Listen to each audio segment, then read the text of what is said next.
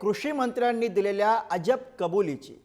1 रुपयामध्ये पीक विमा योजना बंद करावी अशी शिफारस कृषी आयुक्तांच्या अध्यक्षतेखालील समितीकडून केली गेली आहे। बोगस अर्ज आणि गैरव्यवहारांमुळे पीक विमा योजना वादग्रस्त असल्याचा ठपका ठेवण्यात आला। तर यावरून कृषी मंत्र्यांचं अजब विधान समोर आलेलं आहे। कोणत्याही योजनेमध्ये 2 ते 4% घोटाळा होतच असतो असं विधान त्यांनी केलं। यावरून जितेंद्र आव्हाड यांनी टोला लगावलाय। कृषी मंत्र्यांचा घोटाळ्यांना पाठिंबा आहे असं आव्हाड यांनी म्हटलं। हे बघा, कुठल्याही योजनेमध्ये 2-5% गैरप्रकार तर होतच असतात। आणि दुसरी गोष्ट, योजनेमध्ये गैरप्रकार होतो म्हणजे योजना बंद केली पाहिजे किंवा योजना बंद करावी या विचाराचा मी नाही आहे। योजनेमध्ये आणखी पारदर्शकपणा अपडेट कसं करता येईल तो या ठिकाणी सरकारचा प्रयत्न राहणार आहे। पुढच्या कालामध्ये मार्च 1 पर्यंत अग्री स्टॅकच्या माध्यमातून सगळे शेतकरी इंटरनेटने कनेक्ट होणार आहे आमच्याबरोबर। त्यामुळे त्याच्यामध्ये पारदर्शकता निर्माण होईल आणि त्यानंतर पुढे भ्रष्टाचार होणार नाही। तुम्ही आता लेटेस्ट ऐकलं नाहीत, आत्ताचे कृषी मंत्री म्हणतात की 4%चा भ्रष्टाचार हा तर असतोच सगळ्या योजनांमध्ये। म्हणजे माननीय कृषी मंत्री हे राजमान्यता देत आहेत की असतोच, होणार। एवढा असा उघडपणाने भ्रष्टाचाराला पाठिंबा देणारे हे महाराष्ट्रातले पहिले मंत्री।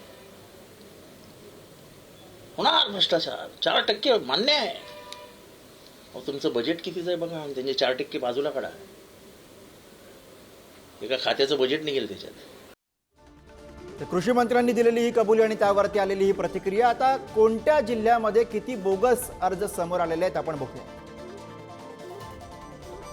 सर्वाधिक अर्ज बीड जिल्ह्यामध्ये 1,09,264 अर्ज बीडमधनं समोर आलेत। सातारा जिल्ह्यामधनं 53,137 बोगस अर्ज समोर आलेत। त्यापाठोपाठ जळगाव जिल्ह्यामध्ये 33,786 बोगस अर्ज पुढे आलेले आहेत। तर परभणीमध्ये 21,315 बोगस अर्ज। त्यापाठोपाठ सांगली जिल्ह्यामध्ये 17,217 बोगस अर्ज। अहिल्यानगर जिल्ह्यामध्ये 16,864 बोगस अर्ज पुढे आले। चंद्रपूर जिल्ह्यामध्ये 15,555 बोगस अर्ज। त्यानंतर पुणे जिल्ह्यामध्ये 13,700 बोगस अर्ज। संभाजीनगरमध्ये 13,524 बोगस अर्ज। नाशिक जिल्ह्यामध्ये 12,515 बोगस अर्जदार पुढे आले। जालना जिल्ह्यामध्ये 11,239। नंदुरबार जिल्ह्यामध्ये 10,408। त्यानंतर बुलढाणा जिल्ह्यामध्ये 10,269 बोगस अर्जदार दिसत आहेत। दरम्यान या सगळ्या प्रकारानंतर शेतकऱ्यांनी काय प्रतिक्रिया दिल्यात आपण बघूया। आतापर्यंत शासनाचं जे धोरण आहे 1 रुपयाचं, ते तर विम्याचे आम्ही अर्जही भरले, सगळ्या गोष्टी झाल्या, पण विमा काही मिळून राहिलेला नाही। त्याच्यामुळे जे जावंदे साहेब म्हणून राहिले की बाय आपलं मिळालं पाहिजे आणि हे पूर्ण रद्द करून, म्हणजे 1 रुपयाचा विमा रद्द करून शासनानंच हे केलं पाहिजे, ही मागणी योग्य आहे। तरी आता शेतकऱ्यांचा प्रश्न म्हटलं म्हणजे शेतकरी कसा आहे, शेतकऱ्याचं जे आहे पीक विमा म्हणजे महाराष्ट्र शासनानं कायदे केलं सर, तर त्याच्याची बाबतीत योग्य आहे, त्याच्याशी आपली शेतकऱ्याच्या पाठीशी हाव, तर त्यांना न्याय मिळाला पाहिजे अशी अपेक्षा ठेवतो। तर या सगळ्या प्रकारावरच्या शेतकऱ्यांच्या प्रतिक्रिया आपण बघितल्या। दरम्यान विरोधकांनी सुद्धा पीक विम्यावर निशाणा साधलाय, बघूया। बीडमधला पॅटर्न मात्र पीक विम्याचा हा भ्रष्टाचारातून निर्माण झालेला पॅटर्न आहे आणि केवळ भ्रष्टाचार करवण्यासाठी हे केल्या गेलं आहे असा आमचा स्पष्टपणे आरोप आहे। आणि म्हणून या सर्व प्रकरणाची चौकशी व्हावी, शेतकऱ्यालाच बळी न देता हे भ्रष्टाचार कमवून भ्रष्टाचाराच्या रूपानं लाखो कमवणाऱ्यावर कारवाई झाली पाहिजे आणि त्यामध्ये मंत्री सुद्धा जबाबदार आहे।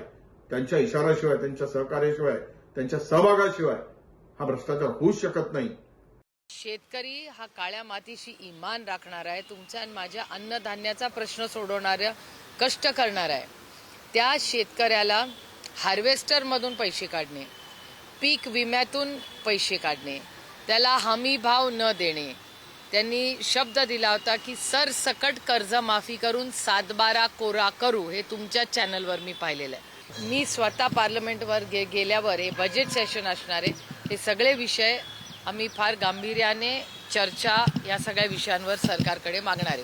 होऊ शकतो, कारण योजना शेतकऱ्यांच्या हितासाठी आणलेली असताना तिचा हिचा जर मिसयूज झाला तर मला असं वाटतं अशा योजना बंदच होत असतात आणि शेतकऱ्यांच्या हिताच्या जे अन्य हितासाठी जर स्वार्थासाठी वापरले असेल, राजकारणासाठी वापरले असेल तर मला असं वाटतं निश्चित त्याचा परिणाम शेतकऱ्यांनाच भोगावा लागणार आहे. त्याला जबाबदार हे जे मधले लोक आहेत, विशेषतः सत्ताधारी पक्षातले आणि अधिकारी मंडळ हे जबाबदार आहेत. दरम्यान भाजपचे आमदार सुरेश धस यांनी पीक विम्यावरनं मोठं विधान केलंय. हा 5,000 कोटींचा घोटाळा असल्याचं धस यांनी म्हटलंय.